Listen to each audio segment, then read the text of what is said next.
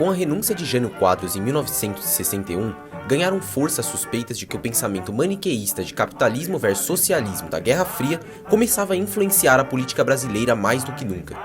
Em sua carta de abdicação, Jânio diz: "Forças terríveis levantam-se contra mim e me intrigam ou infamam até com a desculpa de colaboração." E após a saída do político do PDC, seu vice, João Goulart, do PTB, foi impedido de assumir a presidência da República por pressão de ministros militares que o acusavam de comunista. Depois de negociações, um regime parlamentarista foi instaurado no país e Jango assumiu como chefe de Estado. Vai ser anunciado o resultado da votação. Votaram sim 233 senhores deputados, não 55, total 288 votos. Foi aprovada a emenda em segunda e última discussão. Estão convidados os senhores deputados a receberem o presidente da República, Dr. João Goulart, quando desembarcar nesta cidade. Entretanto, ele só começou a exercer de fato o poder como presidente, que era seu por direito segundo a Constituição em vigor, em 1963, quando a população decidiu pelo presidencialismo por meio de um plebiscito. Aqui está uma das mais queridas cantoras do Brasil, Elisete Cardoso, a divina. Canta, Elisete! Meu povo, está na hora de acabar a confusão. Toda a nação vai responder se não. Você que sabe que o presidente da República tinha direitos adquiridos pela Constituição. Você que sabe que as regras do jogo foram mudadas depois da eleição. Você que está vendo que o parlamentarismo não funciona. Você que tem o direito de escolher o seu presidente e o seu governador. Você que não admite desrespeito à Constituição. Compareça dia 6 e marque não. Não. Um ano depois, em 1964, o fracasso do Plano Trienal e o anúncio das reformas de base, como a agrária e a tributária, feitos por João Goulart, inflamaram a conspiração das Forças Armadas, da Igreja Católica e de organizações da sociedade civil contra seu governo. O medo de que o Brasil viesse a se tornar socialista com Jango se espalhou. 2 eventos foram o estopim para o golpe de Estado que o depôs: o comício da Central do Brasil, em que o presidente decretou a nacionalização das refinarias privadas, e a Marcha da Família com Deus pela Liberdade, em que milhares de pessoas em diversas cidades do país pediram a saída do presidente.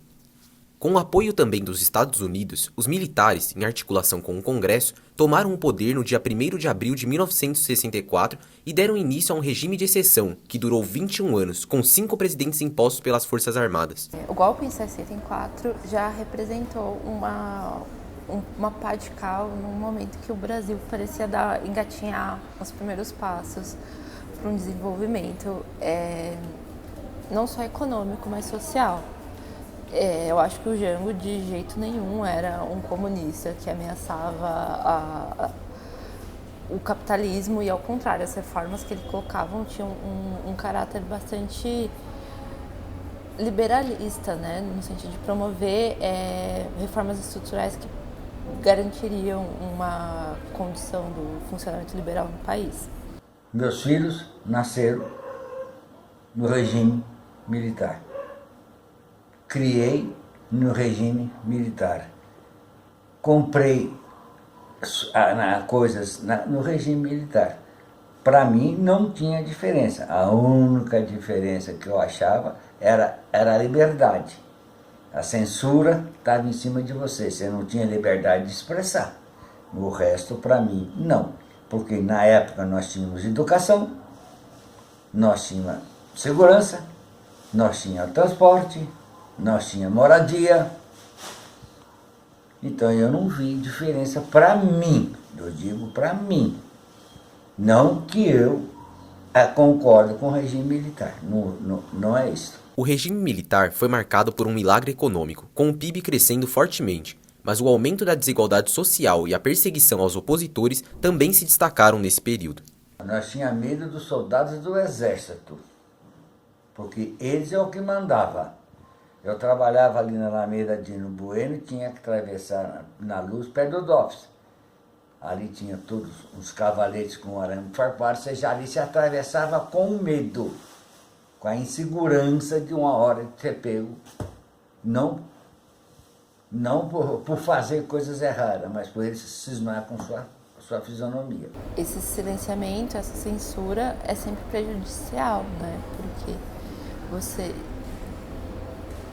acaba restringindo, e a liberdade de expressão é algo muito complexo, né? E de uma certa forma retorna nos dias de hoje a discussão sobre o que é liberdade de expressão ou não, mas quando você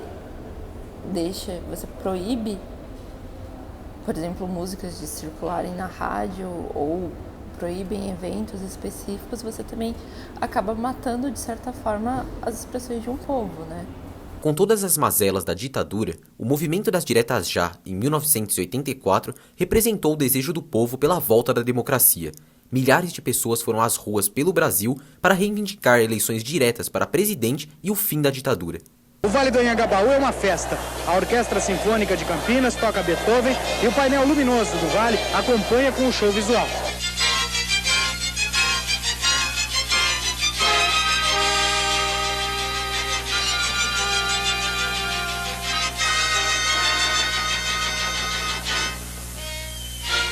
Nas décadas de 70, né, o regime já vinha passando por um enfraquecimento, até por uma crise provocada por ele mesmo, né, pelo endividamento externo do país, o milagre econômico que não veio, né, então já existia uma turbulência no país e no próprio regime que se tornava sustentável.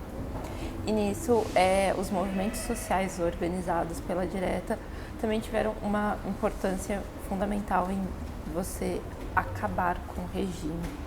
Só que eu acho que no Brasil, em comparações com as outras ditaduras latino-americanas, não parece ter havido uma ruptura de fato, e sim uma transição muito gradual e que você acaba incorporando personagens da própria ditadura. Mesmo com a promulgação da Constituição de 1988, que consolidou a busca por uma sociedade democrática, a maioria da população brasileira ainda não tem acesso a direitos fundamentais. Não houve mudança nenhuma. Hoje nós não temos educação, nós não temos saúde, nós não temos moradia, nós não temos emprego, que mais de 13 milhões de brasileiros desempregados.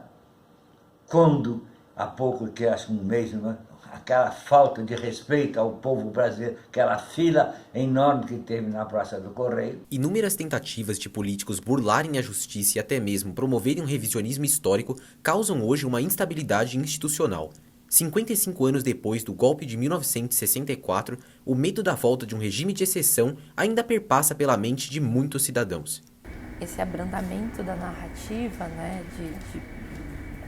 de não se tensionar e não se criticar, de colocar como um próprio tabu, né, não vamos falar disso, acaba